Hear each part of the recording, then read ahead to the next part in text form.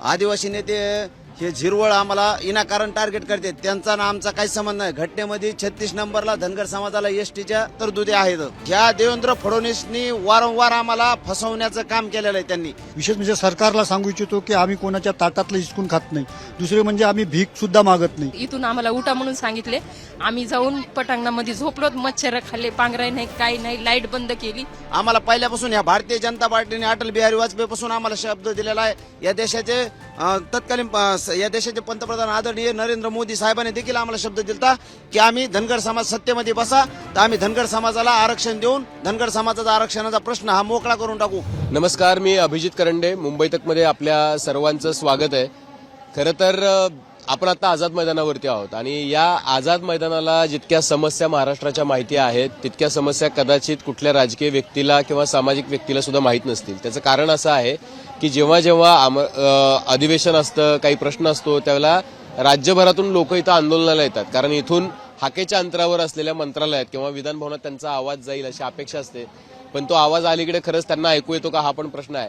आज 9वा दिवस आहे. दीपक बोराडे धनगर समाजाला एसटी म्हणजे अनुसूचित जमातीमधून आरक्षण मिळावं म्हणून उपोषणाला बसलेले आहेत. काल रात्रीपासून त्यांनी पाणी पण सोडलेलं आहे. प्रकृती त्यांची ढासळते आहे. सरकारकडून अजूनही कुठलाही प्रतिसाद आलेला नाहीये. कुठला नेता, कुठला मंत्री कुणी भेटायला इथं आलेला नाहीये आणि त्यामुळं ही जी स्थिती आहे ही स्थिती दिवसेंदिवस बिकट होताना आपल्याला बघायला मिळते. त्यांचे सहकारी पण इथे आहेत. त्यांची बोलण्याची स्थिती नाहीये. मी त्यांच्याशी थोडंसं बोलण्याचा प्रयत्न केला पण त्यांना त्रास देऊ नये आपण, कारण त्यांची बोलण्याची स्थिती पण नाहीये तशी. खोकला येतोय, शुगर पण ड्रॉप होते. काय सरकारनं आतापर्यंत कुणी आलंय नाही आलंय? नाही, सरकारकडून 13 म्हणजे 16च्या अगोदर 13 तारखेला एक मिटिंग आयोजित केली होती. त्यामध्ये स्पष्टपणे दीपक भाऊंनी सांगितलं होतं सगळा अभ्यास तुमचा झालाय, आम्ही जे पुरावे द्यायचे ते दिलेत, तुम्ही 16 तारखेला तुमची भूमिका घेऊन आझाद मैदानावर या. परंतु 16 पासून आतापर्यंत शासनाकडून कोणी इथं आलेलं नाही. उलट आम्हाला मधल्या 4 दिवस सुट्ट्या होत्या, म्हणजे 9 ते 6 इथलं टायमिंग आहे आणि त्यावेळेस आम्हाला बाहेर काढलं जातं. रात्रीच्याला कालच्याला एवढी मोठी संख्या होती की रात्री सुद्धा आम्हाला त्यांनी ग्राउंड सोडायला लावलं आणि निश्चितपणे त्यांनी सांगितलं या ग्राउंडमध्ये राहिले तर आम्हाला त्रास होईल. उलट आम्हाला रस्त्यावर नेऊन आमचा त्रास वाढवला. म्हणजे आमच्या या योद्ध्याचं आता जी शुगर चेक केली ती 60च्या खाली, बीपी कमी आणि अशा अवस्थेत तुम्हाला सांगतो कालपासून त्यांनी पाणी सोडलं. आजची दुपार होत आहे, जवळजवळ 18-19 तास झाले, परंतु पाणी सोडल्यानंतर शासनाच्या वतीने साधं आम्हाला कोणी विचारायला आलं नाही आणि आमची ही व्यक्ती आज पाण्या वाचून सुद्धा इथं त्यांचा जीव तडपडतोय. मला एक गोष्ट सांगा, आता ही जी सगळी मंडळी आहेत ह्यांची काही सोय केली आहे का सरकारनं? वॉशरूमची, पाण्याची, पिण्याच्या पाण्याची वगैरे काही सोय वगैरे झाली? नाही, शासनाने वॉशरूम आहे ते आम्ही वापरतोय दिवसभरात आणि रात्रीच्याला आम्ही ते बाहेरचं जे शौचालय ते वापरतोय, सार्वजनिक शौचालय वापरतोय. परंतु इथलं पिण्याचं पाणी असेल, इथलं या आमच्या समाज बांधवाला जेवण असेल, आमच्यातले समाज बांधव 10 रुपयापासून 100 रुपये 200 रुपये वर्गणी करतात आणि त्या माध्यमातून आमची व्यवस्था, शासनाने आमची कुठलीच व्यवस्था केली नाही. कुठून सगळ्या महाराष्ट्रभरातून लोक आलेत. काय तुमची मागणी? आम्ही सांगलीहून आलो. समाजाला आरक्षण हे मिळालंच पाहिजे. बऱ्याच वर्षापासून 70 वर्षापासूनची ही मागणी आहे समाजाची. काय इथं मंत्री नेते यायला मागत नाहीयेत आणि बघा आता अशा अवस्था झाली आहे. बोराडेंना पाणी सोडलंय, त्यांची प्रकृती ढासळते. संपूर्ण समाजाच्या वतीने त्यांना जाहीर पाठिंबा देण्यात आलेला आहे. त्यांच्या याच्यावरती शासनाकडून जरूर विचार होईल अशी आमची अपेक्षा आहे. काही लोक येत आहेत, पाठिंबा देत आहेत, जात आहेत. आम्ही सोबत आहोत. दीपक भाऊ तुम आगे बढो, हम तुम्हारे साथ है घोषणा देत आहेत. आज आमची बरीचशी माणसं आज यात भाऊंच्या सोबत आहेत. ठीक आहे. बघा प्रश्न असा आहे की आंदोलक म्हणून त्यांच्यासोबत आहेत. तुम्ही कुठून आलात? मी बारामतीवरून आलेलो आहे.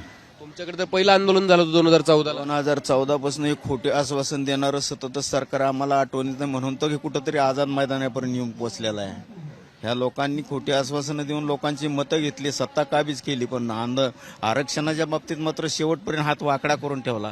त्याच्यामुळे आता समाज जागृत झालेला आहे. आता वाटत असेल तुम्हाला इथं आझाद मैदानावर एवढी संख्या दिसते, पण महाराष्ट्रातल्या समाज घटकामध्ये प्रत्येक घरातील रोज रात्रीची चर्चा आहे. ही संघटन जोपर्यंत बनत चाललेलं आहे ते सरकारला त्याची शेवटी फेड करावीच लागणार आहे. सरकारला त्याचा भोगावंच लागणार आहे.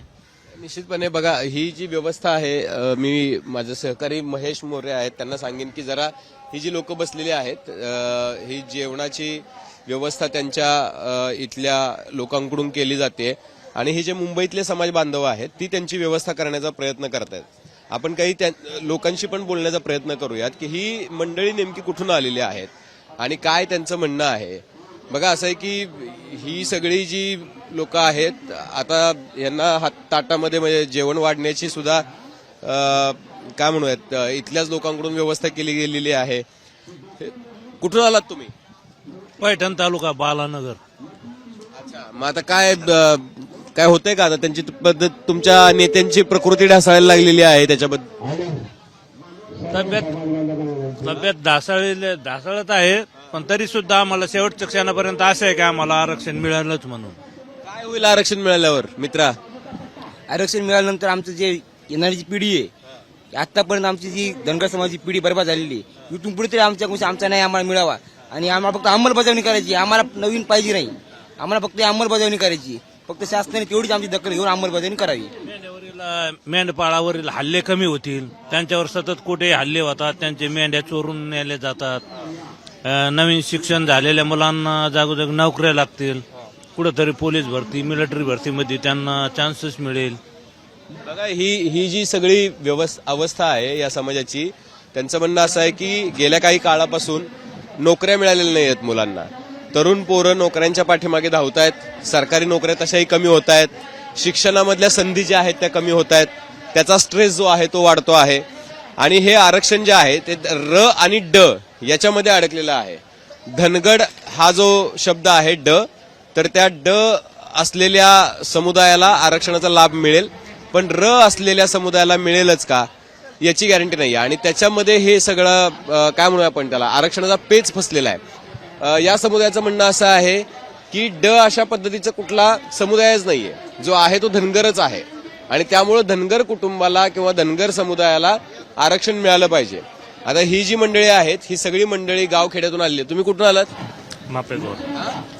परतूर.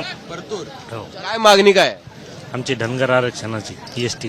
का बरं मागणी मान्य होते? एवढी 2014च्या आधीपासून तुम्ही मागणी करतायत आणि सगळे नेत्या काय आलेलं सरकार म्हणते की आम्ही देऊ, प्रयत्न करू, पण काही हाताला लागत नाही. सरकार काही निर्णयच घेत नाही या विषयावर.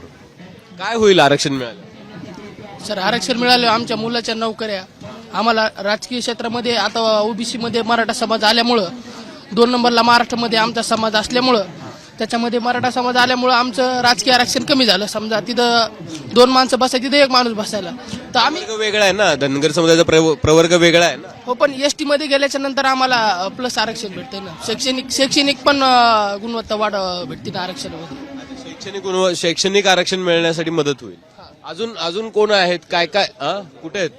काय फायदा काय होईल? आता ही जी मंडळी आलेली आहेत बघा, हे जेवणा खाण्याची व्यवस्था काय आहे इथे?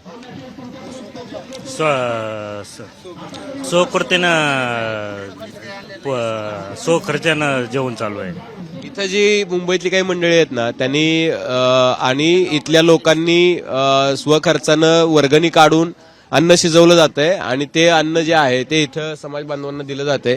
ही मंडळी खूप दूरवरून आली आहेत. कुणी परतूरवरून, कुणी जालन्यावरून, कुणी पश्चिम महाराष्ट्रातून, कुणी विदर्भातून, अशा पद्धतीने ही सगळी मंडळी आलेली आहेत. आणि ही मागणी खूप जुनी आहे, 10 वर्ष जुनी मागणी आहे. बारामतीमध्ये 2014च्या निवडणुकीच्या आधी एक आंदोलन झालेलं होतं. महादेव जानकरांनी आंदोलन केलेलं होतं. त्यावेळेला देवेंद्र फडणवीसांनी सांगितलेलं होतं की पहिल्या कॅबिनेटमध्ये धनगर समुदायाला आदिवासी समुदायातून आरक्षण आम्ही देऊ. पण आता 12 वर्ष झाली पण ती मागणी अद्याप पूर्ण झाली नाही. काय होईल तुम्हाला आरक्षण जर मिळालं धनगर समुदायाला आदिवासींचं? आज या ठिकाणी आमच्या मुलाबाळाचा शैक्षणिकचा प्रश्न मिटल. शैक्षणिकमध्ये, नोकऱ्यामध्ये आम्हाला सवलती मिळतील. ते काय म्हणतं सरकार की त्यांची जरी इच्छा असेल तरी सुद्धा आदिवासी नेते त्याला विरोध करतात. आदिवासी नेते हे झिरवळ आम्हाला विनाकारण टार्गेट करतात. त्यांचा ना आमचा काही संबंध नाही. घटनेमध्ये 36 नंबरला धनगर समाजाला एसटीच्या तरतुदी आहेत. आम्ही त्या ठिकाणी कायद्याच्या चौकटीत राहून आम्हाला आरक्षण आहे. ऑलरेडी डॉक्टर बाबासाहेब आंबेडकरांनी आम्हाला आरक्षण दिलेलं आहे. फक्त त्याची अंमलबजावणी करायची. तर हे भारतीय जनता पार्टीचं सरकार आणि हे फसवणूक टरबुजा देवेंद्र फडणवीस विशेष मला बोलायचं आहे. तुम्ही सभ्य भाषेत बोला. तुमची जी मागणी आहे ती सभ्य भाषेत मांडा. आम्हाला ह्या देवेंद्र फडणवीसनी वारंवार आम्हाला फसवण्याचं काम केलेलं आहे त्यांनी. आम्हाला पहिल्यापासून या भारतीय जनता पार्टीने अटल बिहारी वाजपेयी पासून आम्हाला शब्द दिलेला आहे. या देशाचे या देशाचे पंतप्रधान आदरणीय नरेंद्र मोदी साहेबांनी देखील आम्हाला शब्द दिलता की आम्ही धनगर समाज सत्तेमध्ये बसा तर आम्ही धनगर समाजाला आरक्षण देऊन धनगर समाजाचा आरक्षणाचा प्रश्न हा मोकळा करून टाकू. परंतु आज रोजी ते धनगर समाजाच्या मताच्या जीवावर वारंवार ते कायमस्वरूपी ही तिसरी त्यांची टर्म आहे ती सत्तेत बसतात. परंतु सत्तेत बसल्याच्या नंतर त्यांना धनगर समाजाचा विसर पडतो आणि धनगरातून एखाद्या व्यक्तीला कोणाला तरी खासदार करायचं, आमदार करायचं, मंत्री करायचं आणि धनगर समाजाच्या सर्वसामान्याच्या पोराच्या तोंडाला पानं पुसण्याचं काम असं आहे की तुम्हाला जर हे समजतंय तर तुमच्यातले अनेक लोक तिथं बसलेत, तिथलं कुणीच भेटायला आलं नाही इथे. आमच्या समाजाचे नेते जे आहेत विशेष आम्हाला नाव कोणाला ठेवायचं नाही, गोपीचंद पडळकर साहेब असतील, आम्ही त्यांना साहेब म्हणतो, परंतु त्यांनी सुद्धा या ठिकाणी ताकदीने आलं पाहिजे आणि धनगर समाजाच्या लढ्यामध्ये त्यांनी सुद्धा ताकद देऊन दीपक भाऊला आणि समाजाच्या प्रश्नाला वाचा फोडण्यासाठी इथं आलं पाहिजे. बघा असं आहे, जानकर साहेब सुद्धा हा लढा खरा जानकर साहेबांनी उभा केलेला आहे. जानकर साहेब आमचे गुरु आहेत असं म्हणायला काही हरकत नाही, परंतु आज खऱ्या समाजाचा या लढा चालू झाला तर या लढ्यामध्ये जानकर साहेब कुठेतरी बाजूला गेलेले दिसत आहेत. तर जानकर साहेबांना सुद्धा आम्ही सकाळी फोनवर बोललो एक सर्वसामान्य कार्यकर्ता म्हणून, साहेब तुम्ही या लढ्यामध्ये या आणि या लढ्याला बळ देऊन समाजाच्या मागणीचा रेटा वाढून हे देवेंद्र फडणवीस सरकारला या समाजाचा. ठीक आहे, अरे श्वास घे ना बाबा, असं काय करतोय? मला सांगा काका, तुमचं वय किती आहे? माझं वय 61. 61 वय तुमचं. काय तुम्ही आतापर्यंत काय व्यवसाय केला? मी नोकरी लावतो. नोकरी लावतो कुठे? महसूल विभागामध्ये, फूड महसूल विभागामध्ये. मग आता तुम्ही रिटायर झालेला? मागच्या वर्षी. मग आता तुम्हाला तर कल्पना आहे की सरकारी नोकऱ्यांची काय अवस्था आहे? खूप अवस्था खराब. पण आता तुम्हाला असं विश्वास आहे का की आता बघा मराठा समुदाय आंदोलन करतोय, ओबीसी समुदाय आंदोलन करतोय, धनगर समुदाय आंदोलन करतोय, एसटी, तुम्हाला कल्पना आहे की आदिवासी समुदाय चालत निघाला होता त्यांच्या मागण्यांसाठी नाशिकवरून, ते आंदोलन करतायत. कुणाचाच प्रश्न जो आहे तो आरक्षणाने सुटत नाहीये, नोकऱ्या उपलब्ध नाहीयेत. काय झालं पाहिजे तुम्हाला असं वाटतं? सर्वप्रथम तुमच्या चॅनलच्या माध्यमातून सर्वांना मी सांगू इच्छितो, विशेष म्हणजे सरकारला सांगू इच्छितो की आम्ही कोणाच्या ताटातलं हिसकून खात नाही. दुसरे म्हणजे आम्ही भीक सुद्धा मागत नाही. आमचा बाप जो डॉक्टर बाबासाहेब आंबेडकरांनी आम्हाला घटनेत 1956 साली 342 कलम 2 नुसार जे आरक्षण दिलेलं आहे त्याची फक्त आम्ही अंमलबजावणी मागतो. आमची मागणी समावेश करण्याची नाही. आणि ते सरकारने गेल्या 70 वर्षात आमची फसवणूक केली आहे. 2014 पूर्वी काँग्रेस सरकारने आमचे 60-65 वर्षे घालवले. आता त्याच्यानंतर 12 वर्षे वचन देऊन सुद्धा या लोकांनी या विद्यमान सरकारने फडणवीस आणि मोदी साहेबांनी आमची फसवणूक केली. म्हणून आम्ही आज इथे म्हणजे हा प्रसंग आला आम्हाला आज. असं आहे की ही सगळी मंडळी जी आहेत गावखेड्यातून आलेली, गोरगरीब कुटुंबातून आलेली मंडळी आहेत. काही तरुण आहेत, काहींचं वय झालेलं आहे. आपल्या कुटुंबातल्या लोकांना तरी कमीत कमी आरक्षणाचा फायदा होईल अशी अपेक्षा त्यांना आहे आणि त्या अपेक्षेपोटी ही सगळी लोक आलेली आहेत. बघा हे जे अन्न आहे हे यांची कोणी सोय केलेली नाहीये. इथं या सगळ्या लोकांनी वर्गणी काढली, 10, 5, 20 रुपये, 25 रुपये जे काय असेल ते, त्याच्यातून हे अन्न शिजवलं आणि ते शिजवलेलं अन्न जे आहे ते लोक इथं येऊन खात आहेत. ही काही मंडळी आले गावावरून, त्यांनी घरून आणलेले, म्हणजे आंदोलनाला येताना सुद्धा घरचा ठेचा भाकरी जी काय आहे ती घेऊन आलेली आहे. कुठून आले तुम्ही? जालना. जालन्यावर. किती दिवसाचं अन्न आणलं? आम्ही आणलं 2 दिवसाचं, 2 ते 3 दिवसाचं. आता त्याच्यानंतर नाही, आता मग आता हे असं भेटलं तर खाऊ, नाही तर मग जे तेच वडापाव उपाशी राहावं लागेल. अच्छा, काय मागणी काय आहे? एसटी आरक्षणाची अंमलबजावणी करण्यासाठी आलेलो आहे साहेब. तू काय शिकला मित्रा? माझी 12वी झाली. 12वी झाली. काय फायदा होईल एसटीचं आरक्षण मिळालं? आमच्या मुलांसाठी कल्याण होईल ना पुढे साहेब. अच्छा, नोकऱ्या आहेत का? सध्या तर खूप कॉम्पिटिशन साहेब, नंतर पण भविष्यात उपयोग होईल त्याचा. अच्छा, बघा खूप स्पर्धा वाढलेली आहे आणि त्या स्पर्धेमुळं प्रत्येकाला असं वाटतं की प्रत्येक समुदायातल्या व्यक्तीला असं वाटतं की आरक्षण मिळालं तर त्यामध्ये तरी कमीत कमी आपला नंबर लागेल आणि आपल्याला नोकरीची सोय होईल, आपल्या कुटुंबाचं भलं होईल, समाजाचं भलं होईल. आणि म्हणून दीपक बोराडे जे आहेत ते आरक्षणाच्या लढ्यासाठी ते तिथे उभे असलेले आपल्याला बघायला मिळत आहेत. त्यांची शुगर पण ड्रॉप होते. मला फक्त दाखवायचं हे होतं की तुम्ही थोडं बाजूला व्हा दादा, की ही जी सगळी मंडळी आहेत ही कशा पद्धतीनं राहतायत, येत आहेत. इथं कुठली राहायची सोय नाहीये यांची. आणि ज्या पद्धतीनं, कुठून आलात तुम्ही मावशी? लातूरून. लातूरून. का बरं? आंदोलन पाहिजे, हे आरक्षण पाहिजे. काय होईल आरक्षण मिळालं? आमच्या लेकरांना काम धंदे लागतील, नोकऱ्या लागतील. आम्हाला काय म्हणतात शिष्यवृत्ती भेटत नाही, कुठं हॉस्टेलची सोय नसती. आमचे लेकरं, आमचा समाज गरीब आहे. आमच्या समाजाचं, आमच्या लेकरांसाठी काहीतरी भलं होईल म्हणून आमची अपेक्षा आहे काहीतरी सरकारने आमच्याकडे बघावं. आमचे किती भोळा भाबडा समाज आहे. आमच्या समाजाला आणखीन जागृत यायला किती दिवस लागेल, किती दशक जातील.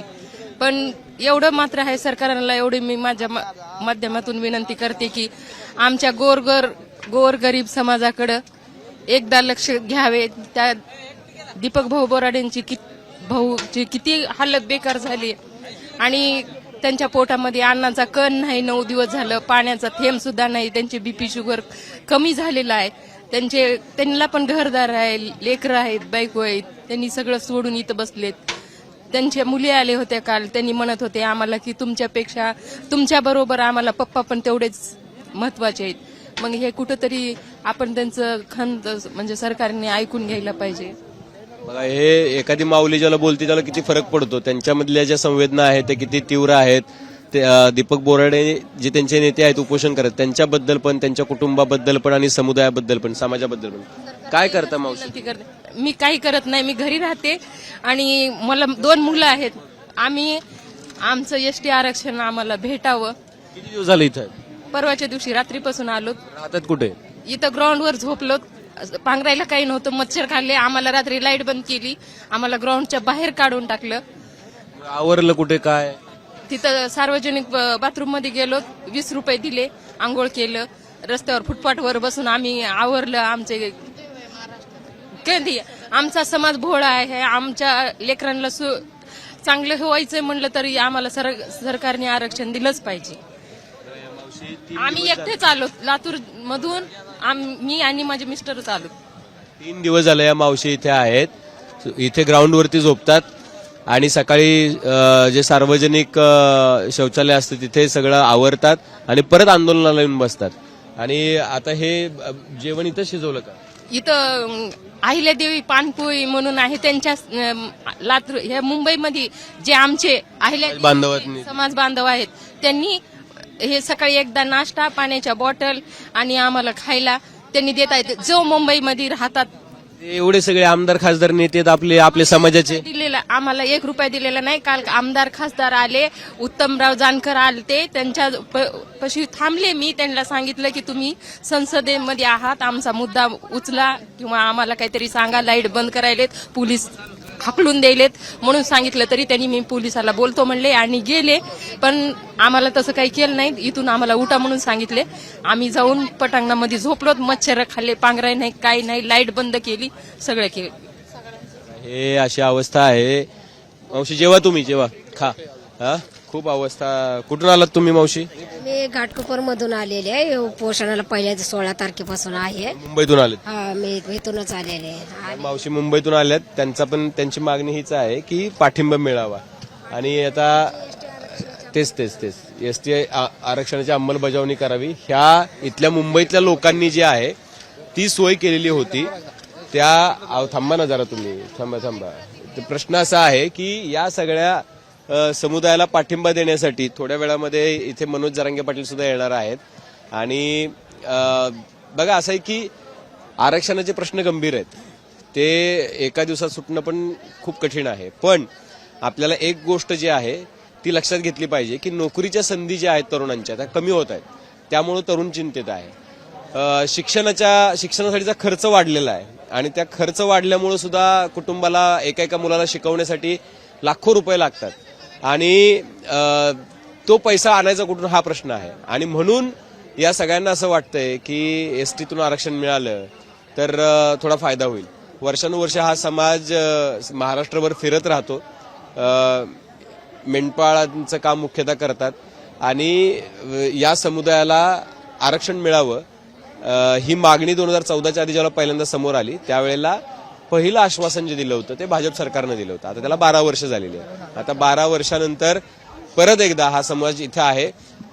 महादेव जानकर, गोपीचंद पडळकर, विकास महात्मे, अगदी परवा दिवशी उत्तमराव जानकर, प्रकाश शेंडगे ही सगळी मंडळी तिथं जाऊन पोहोचली.